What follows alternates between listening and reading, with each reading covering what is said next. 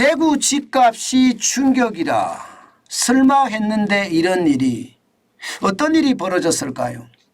여러분도 알다시피 대구 집값 이러면요 모두가 하나같이 그랬습니다. 떨어지는 것이 바닥이 없다. 미분양이 엄청나게 늘어난다. 분양을 해봤자 분양이 안 된다. 이게 대구 집값의 일반적인 평가였거든요. 그런데 말입니다. 진짜로 대구에 충격적인 일이 벌어졌습니다. 설마 했는데 이런 일이라는 게 바로 이겁니다. 대구 아파트 값, 대구 아파트 매매값 상승률 올랐어요. 0.03% 올랐습니다. 와우. 이것은 여러분 2021년 11월 2021년입니다. 2022년이 아니에요. 2021년 11월 이후로 92주 만에 올랐습니다. 92주 만에. 실제 추세선 한번 보실래요? 7월 17일까지만 하더라도 대구 아파트 매매가 변동률은 0.08% 떨어졌습니다.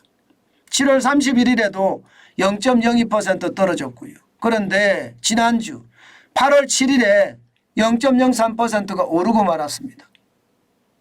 이것은 어째 생각하면 여러분 저는 집값 반등의 확실한 신호탄이다 이런 생각을 합니다. 무슨 얘기냐? 여러분 알다시피 서울 집값이 계속 올라갔거든요. 서울 집값이 계속 올라갔습니다. 12주 연속 상승했어요. 12주 연속. 게다가 말입니다. 전국 아파트 값도 4주 연속 올라가고 있는 추세예요. 이런 추세에 대구 아파트가 지금 가격이 올라갔다는 것은 저는 충격적이라고 보는 거죠. 게다가 거래량도 금방 여러분들 보셨겠지만 거래량도 굉장히 늘어났습니다. 2023년 4월에는 월간 거래량이 1777건이었습니다. 그러던 것이 5월에는 2000건으로 늘었죠. 6월에는 2071건까지 늘었습니다.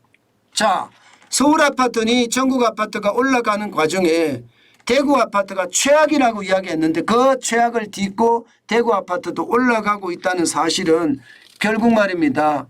또다시 말입니다. 전국 아파트가 올라갈 수 있는 그런 모양새가 된다 이런 얘기가 되는 겁니다. 그 정도로 말입니다.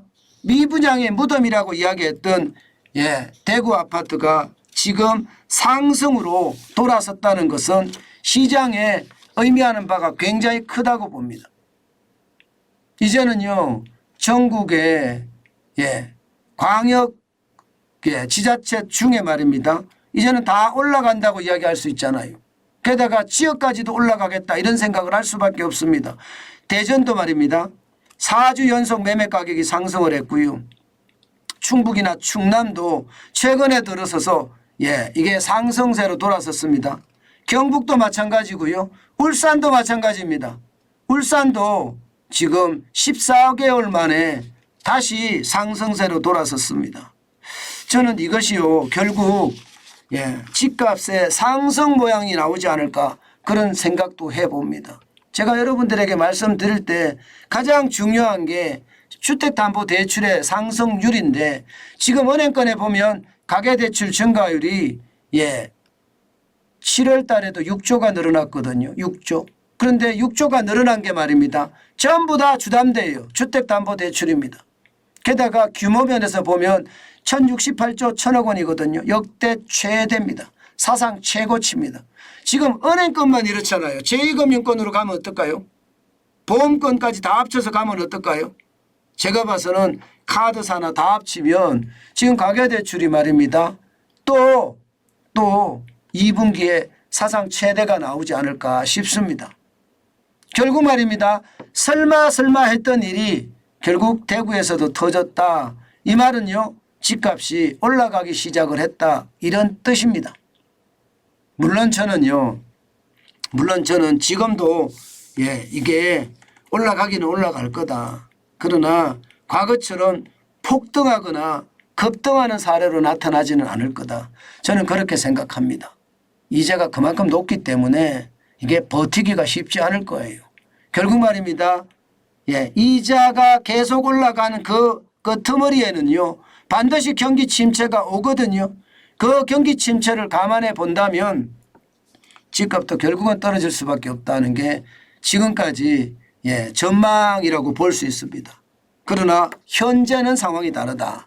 현재는 대구 집값이 올라갈 정도면 지금 집값이 올라갈 수밖에 없는 구조고, 특히 말입니다. 주택담보대출이 사상 최고치까지 계속 늘어난다는 것은 결국 말입니다.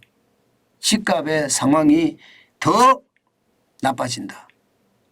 결국 정부의 어떤 대책이 월세 대란을 잡자, 전월세 대란을 잡자, 전세 대란을 잡자, 뭐 이런 어떤 역전세 대란에 대한 충격이 자칫 말입니다. 부동산 정책에 또 한 번의 실패가 되지 않을까 하는 그런 두려움이 조금은 있습니다. 그만큼 집주인 대출이 늘어나고 그 바람에 은행 대출이 저렇게 늘어난다는 건 집값이 올라간다는 신호탄일 수도 있으니까 두려워해야 된다. 저는 그렇게 결론 짓겠습니다. 분명한 것은 여러분, 분명한 것은 이자 앞에 장사 없다는 유효합니다.